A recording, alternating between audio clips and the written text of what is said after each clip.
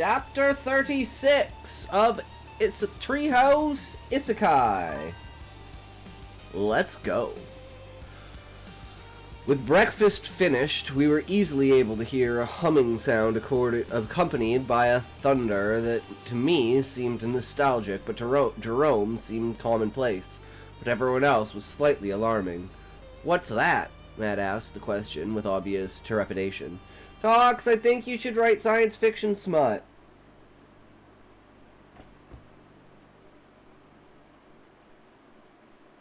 Also fury, a greater terrible fury at being alive.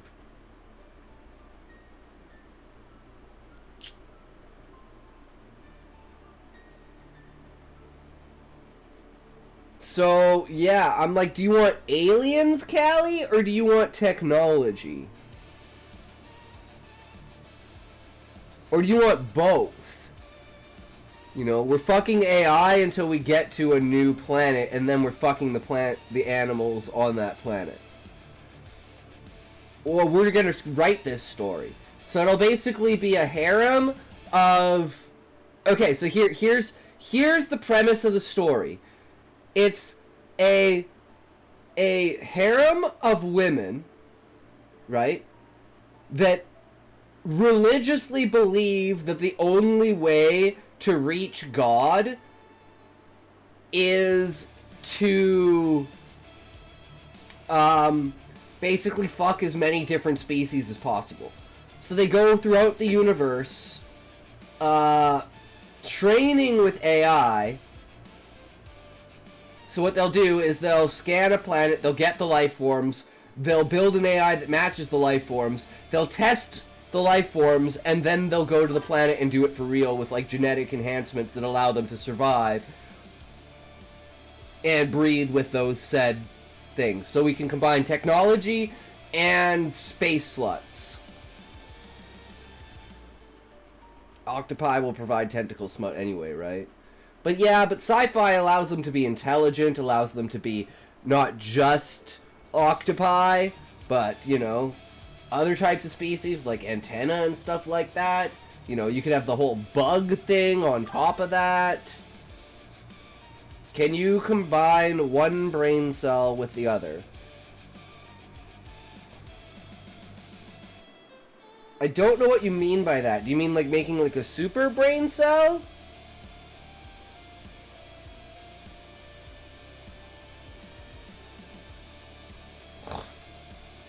Or do you mean just like purely connected together?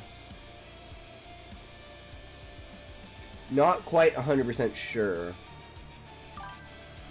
Wait, that sounded better in my head. Belay my last.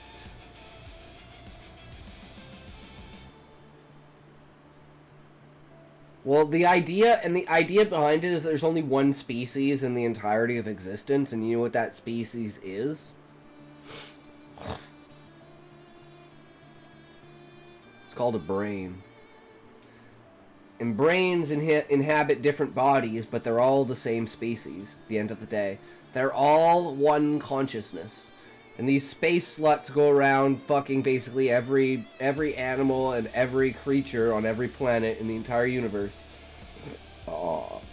Trying to find their way closer to God. Because they think every animal is a split part of God. So... And see how easy it is to make up lore? You just have to not care. And just like randomly go along with shit, and then it just falls into place.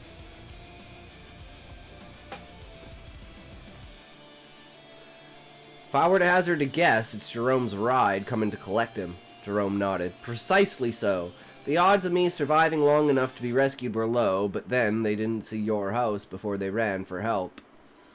I nodded in understanding, only to pause. Hang on a tick, why didn't you have a vehicle yourself? I mean, my people have four-wheelers to travel through forested lands, so why? I trailed off in thought. Jerome chuckled, still in pain. Laws. Aside from emergencies, no vehicles are allowed near the forested areas anymore. Even though we've altered our technology to no longer pollute the area, the laws were created before we fixed our technology. Now, even though the damage is done, we still can't bring vehicles in here without an authorized reason, such as medical transport or fire suppression. What What would it take for you to surrender some of those seedlings? I hate to ask, but we desperately need them. I chuckled a little. Never fear, fostering trees is my passion, and there's a tree aunt here now. She may be young for her kind, but there's no better expert when it comes to shepherding trees. I can't exactly speak for her, but she might just spend the next 1,000 years tending to your forests. Jerome looked, it's supposed to say quizzically?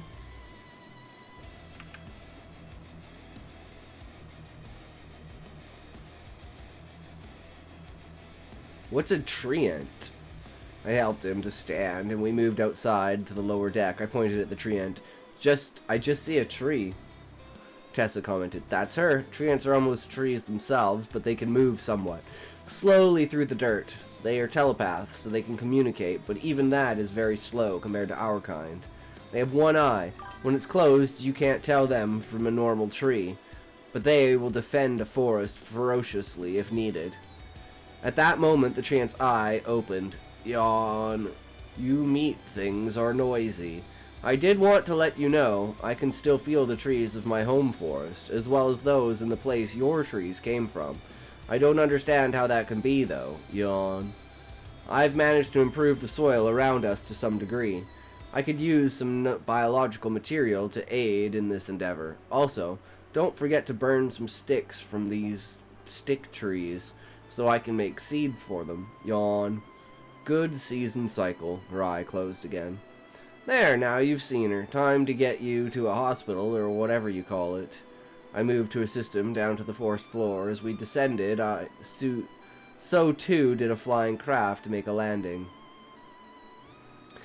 What I can only describe as a goblin came barreling out of the craft and could have bowled Jerome over if Marta hadn't interceded.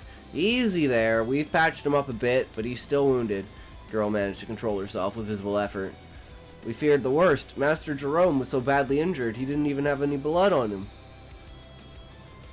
Luckily, we had a successful hunt prior to our arrival here, so we had a decent amount of flesh blood on hand.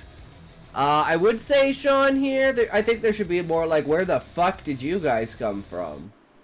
Kind of moment. Even just, like, standing there and being like, or like, being like,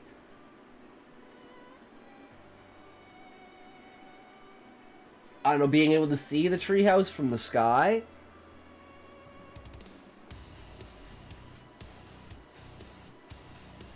I don't know. Ads!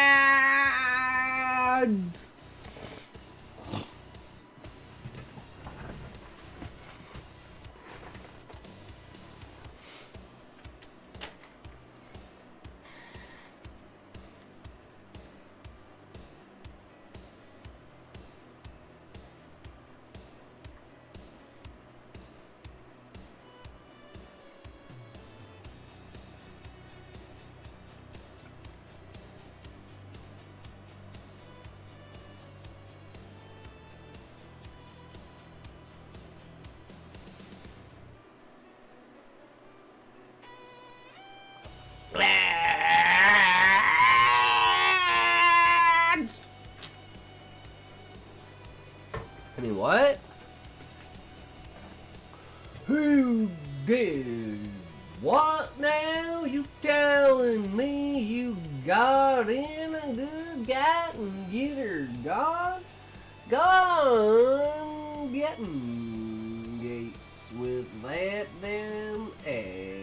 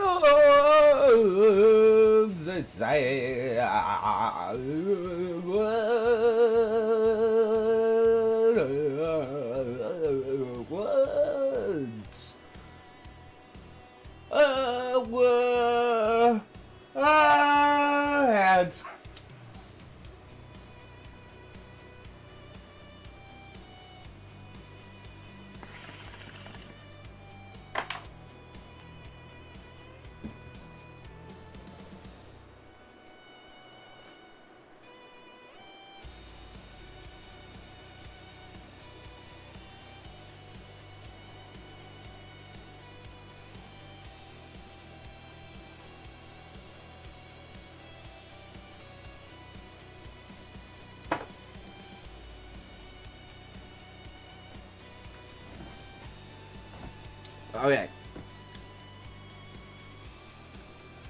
Luckily, we had a successful hunt prior to our arrival here, so we had a decent amount of fresh blood to hand. Oh, wait, we already read that. I wish I had more to feed him.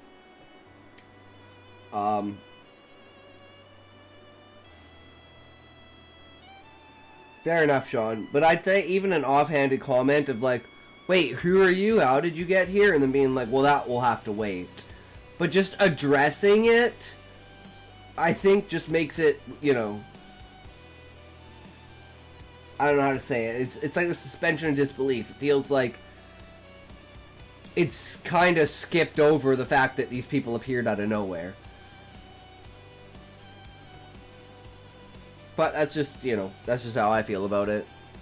Dwarf-looking woman came out, followed by what I'd describe as a centaur.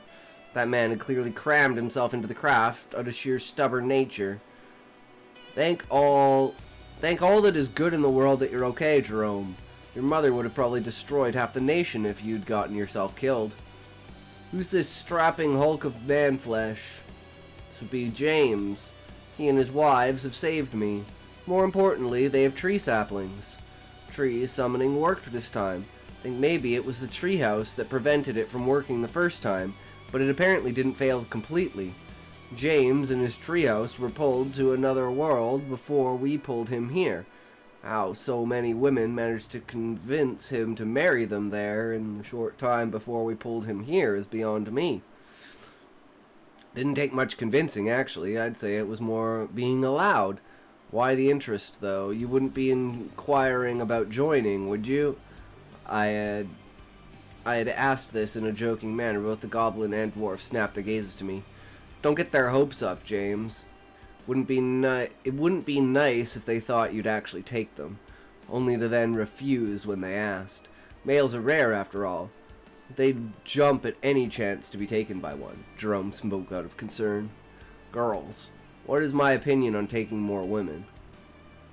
I asked my wives. Nayla answered, as long as the woman is willing to bind herself to her family for life, you're perfectly fine with it. 2 more vampires exited the craft. One rushed to Jerome with a medical kit of some kind in her possession. The other paused in her tracks, having heard Nayla's comment.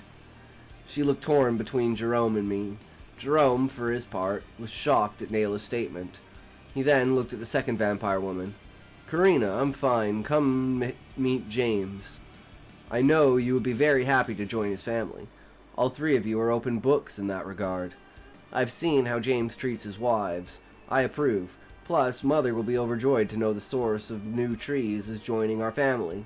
James, this is my sister, Karina. Please, treat her well. Timidly, Karina approached. Will you truly accept us just that quick? I opened my other arm. Well, I would need to know all of your names, not just yours. Be sure you're okay with a lifelong bond, though. She took the spot I had offered, and I embraced her, even as I released Jerome to the care of the medical personnel. The Avron with the red hair is Georgius?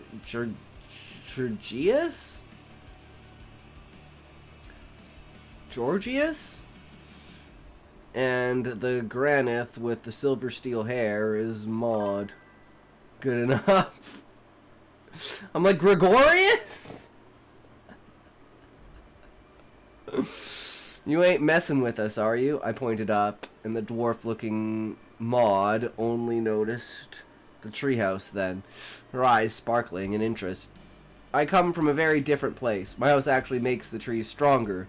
I would like to join this to some of the native trees.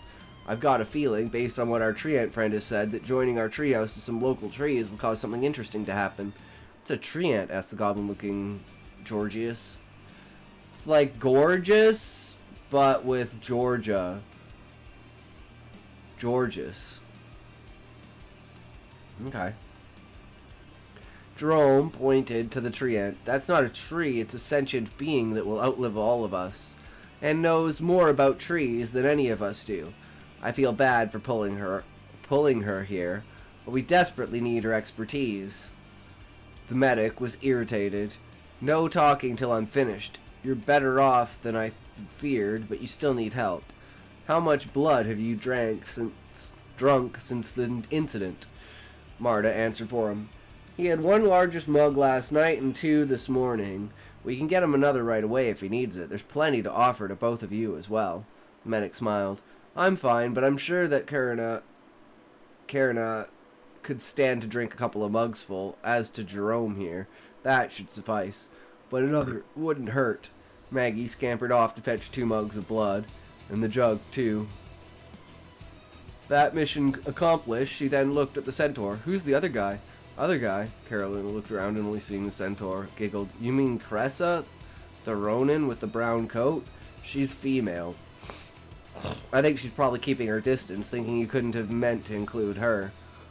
She insisted on coming to see about Jerome. She felt guilty that she couldn't carry him out last night. Nobody can convince her that it is no fault of hers. I must admit I hadn't meant to include her, paltry because I misidentified her as a male, but also because she looks like a certain type of animal back home. Not her upper body, mind, but her lower body. That's what a horse looks like back home. Sorry to say, I can't overlook that for the purposes of breeding, and that would make it very unfair to take her as a wife. It's not fair, that much I know, but arousal isn't a choice. I would love to be her friend, though, as I'm sure all of us would. My family... Fucking James is sexist fucking speciest. The fuck is this shit? You'll fuck a dog woman, but you won't fuck a horseman? Or a horsewoman? Sean. Why would you do James dirty like... I'm just fucking with you. Good choice. I was like, oh god, please don't let the horse join this. That's just gonna be extremely... That's just going to be extremely inconvenient to write. My family all nodded in agreement. Cressa smiled a bit sadly, but genuinely all the same. I'm gonna make a horrible joke. If I was a woman, I'd be like, why the fuck isn't it a male centaur? And why can't James also have males? You know, there will be that guy soon. One of the government types will spot her and drool.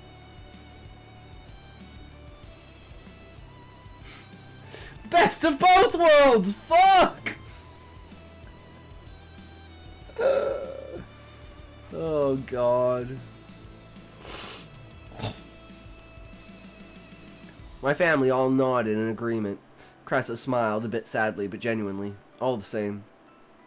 I'd love to be your friend, all of you. As you say, it's not your fault that you can't see me as attractive. I won't lie and say it's fine, but it can't be helped.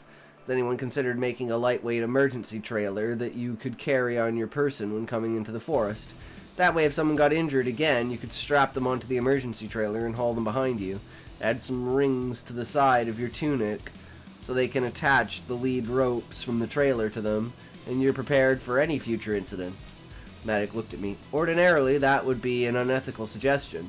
However, as an emergency item that they can choose to bring, I would be grateful for any who would be willingly choose to bring one.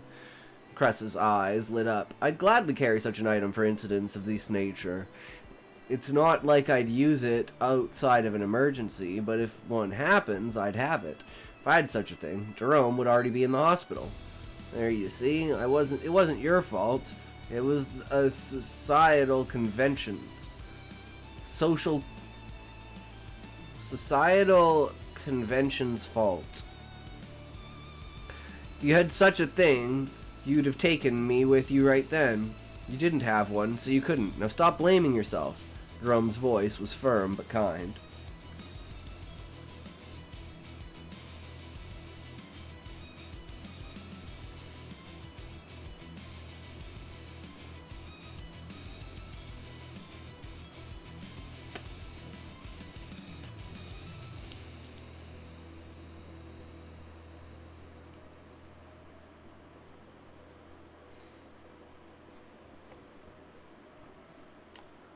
Alright, so final thoughts on this. World building and exposition. Very good through dialogue, but I feel like there should be more action movement And I feel there should be more skepticism.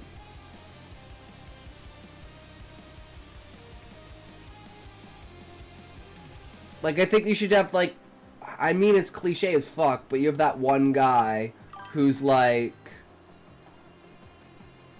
because you know there have been slavery in the past, and the Ronin have been used as beasts of burden, and like, that makes sense, Sean.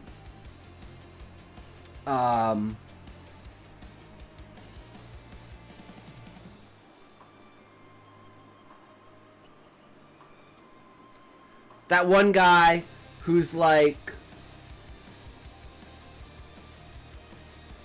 you know, doesn't accept it right away. Speak out of line. And then, you know, get Jerome to like be like, yo, dude, like, look, he patched me up. Like, they're just gonna get into our good favors, and they've got all the things we need. Don't scare away, you know, like, add that conflict, and then it's like have them in the group be like, go back into the fucking tank, bitch. Get the fuck out of here. No one wants to listen to what you're saying. Just add that little bit of tension to it. That's coming later, but not about Jerome. No, I meant he's talking to everyone else, and Jerome's like, get the fuck out of here. Like, they patched us up, they did good to us, they're gonna heal our planet. Stop being a little bitch. Right? Like, we've been basically trying to do this the entire time, and now that we successfully did it, you're getting in the way. And you just add some spice to it. Because I feel like the only spice in it is like not taking the horsewoman as his wife, which I don't feel like is a lot of flavor for the chapter, right? So I think just like adding in a little bit of like initial shock on top of like haggarding and like skepticism, on top of the medic snapped to Jerome too, but yeah, I get where you're coming from. Yeah, just like all these random people come out of nowhere when you're doing this really important thing. It's like, well, should we really be telling, and maybe like, you know, stop telling them everything about our world, something like that, like snapping at Jerome for like basically giving away all their fucking secrets and their weaknesses, and then have it be the back and forth of being like, and then James is being like, yo, we're not, you know, if anything, we're the ones who should be mad at you because you're fucking with our world, you know, something like that. And it's like, Jerome's just like, you know what, get out of here, you're just making this shit more complicated. We're trying to have like a first contact meeting here, right? Just to add a little bit more. Like, it feels like everything is too smooth, right? Where it's like everyone's giddy, happy-go-lucky. And I mean, that's fair enough as a style, but it just feels like it's bland, right? That just kind of makes it expository and bland.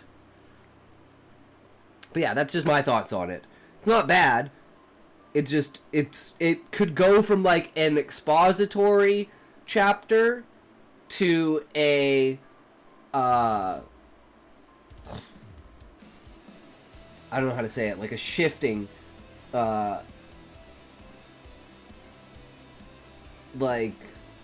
the status quo of the scene with the characters, where the characters start out skeptical, and the more that James talks and explains things, the more that people accept it. And then same with Jerome, the more that Jerome says stuff, the more that James accepts it. So you can play off of them until they meet at the middle ground, and then that has like much more impact to the chapter.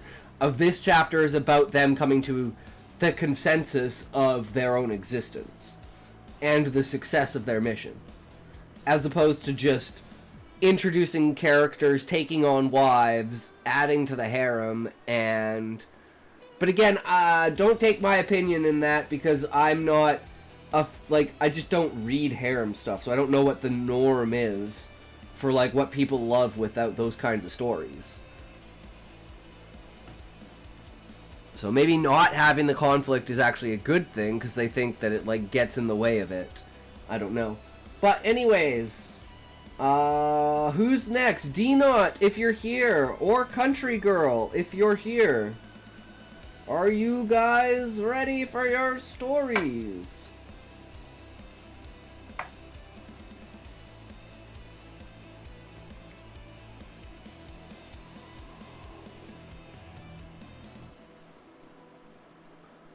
Well, Callie's here. Maybe Callie's ready. If Callie's the only one here, then Callie's ready.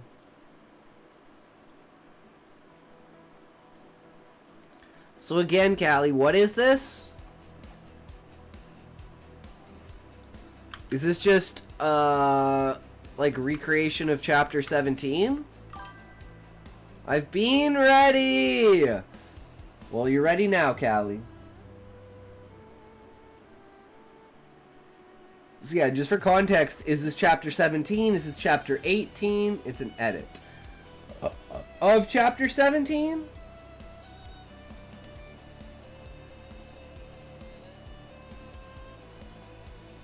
Why do you say bean?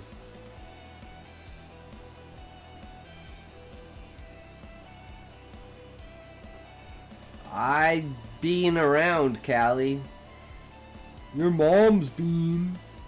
Okay. So this is... Hold on.